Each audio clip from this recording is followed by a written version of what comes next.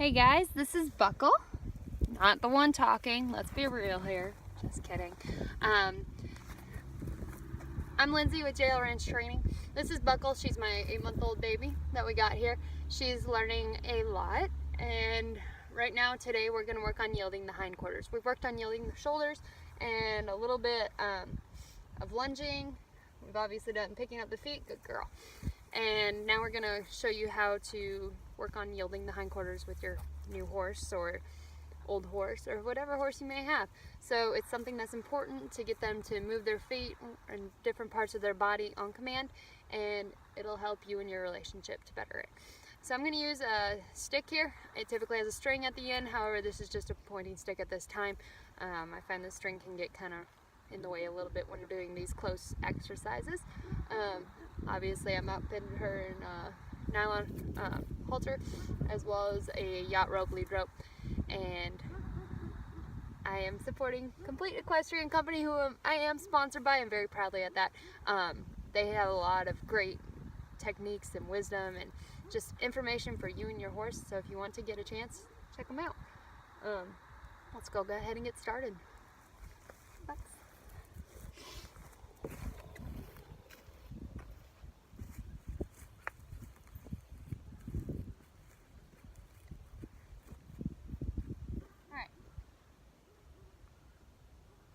I want to start overall by making sure she is not scared of the tools that I'm using, so I make sure that she knows that they are an extension of my hand. It's not a whip, it's not a crop. It can administer punishment just as my hands can, however mostly it will be used for love and direction and focusing her on where we need to go and what we need to do. So I'm rubbing her all over. Whatever I do on one side of her body, I need to do on the other. Horses have two sides of the brain, it seems like, and whenever you work one side and skip the other side, you're failing to train the other part of that brain. So, teaching the yielding the hindquarters, I'm going to start and I'm going to look, and I'm going to point at her hindquarters, and I'm going to start tapping the air. Remember how we've been talking about rhythm? 1, 2, 3, 4, 1, 2, 3, 4. She's not moving, so I'm going to go ahead and lightly tap her hindquarters. She gave me some try there, so notice how I stopped immediately, dropped the pressure. I don't want you backing. Ideally, I'm going to start looking for a cross over the back leg, over the inside back leg, over to the outside back leg. So 1, 2, 3, 4, 1, 2.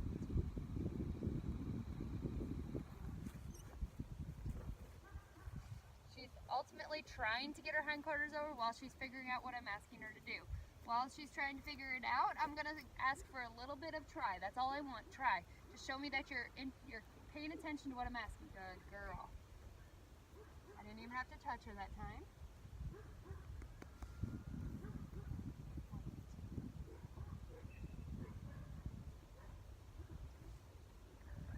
I'm going to rub her with the stick, let her know it's a good thing.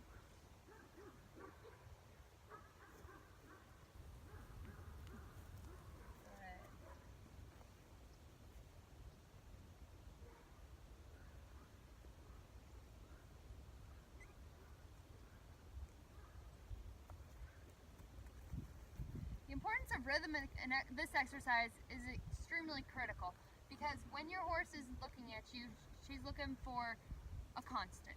So when I'm giving her, by offering her a 1, 2, 3, 4, tap, 2, 3, 4, spank, 2, 3, 4, and continuing to up that pressure is showing her that I'm always going to give you the same thing. I'm always going to have the same beat and same rhythm, so it's always going to be easy. It's always going to escalate a little bit. It's always going to a little more escalation, and it's always going to heighten to that point. So what I'm teaching her is that you're always going to be given the option of a simple look. I'm going to look at her, 2, 3, 4, tap the air, 2, 3, 4, 2. Good girl. And it's always going to start at that point.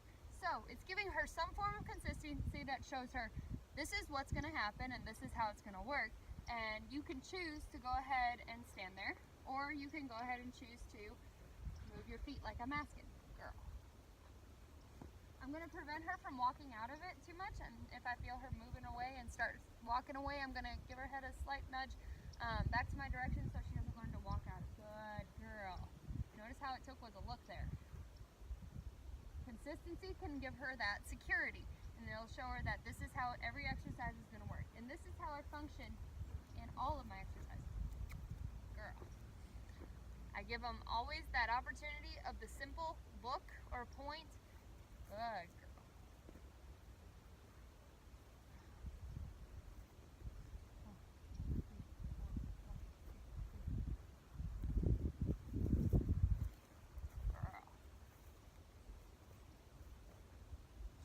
That's why it is very important to learn to establish a rhythm, whether it's out in the barn while you're doing your chores, or whether it's feeding time, or whether it's working with them. Always have a constant that they can go back to and recognize that as the safe and that's the reliable spot. I'm going to change sides. Like I said, you never work a horse just on one side. Shorten up on my lead a little bit in case she decides to walk off.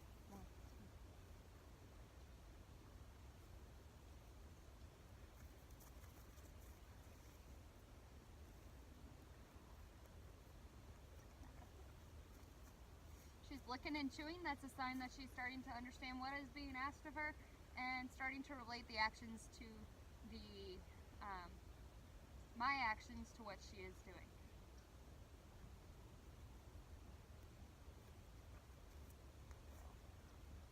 Notice how my response is immediate to what she does.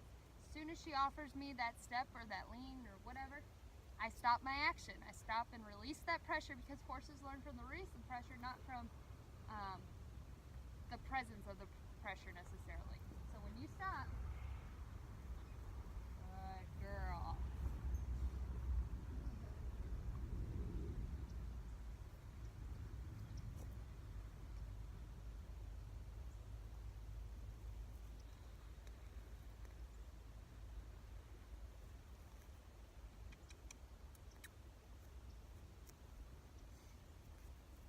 Notice that my rhythm was not quite consistent on that last one. I noticed she was thinking about the step, and so I let her go into it herself.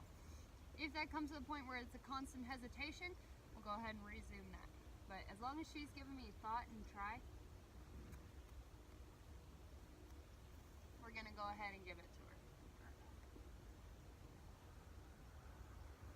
At this point, I'm not going to ask a lot of her.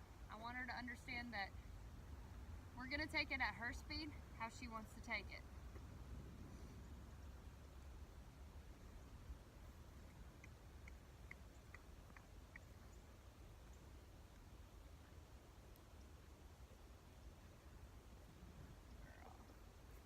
Alright, so I'm going to continue off the camera a little bit, but I hope that helps you begin to establish that exercise with your horse and go ahead and start working on yielding the hindquarters.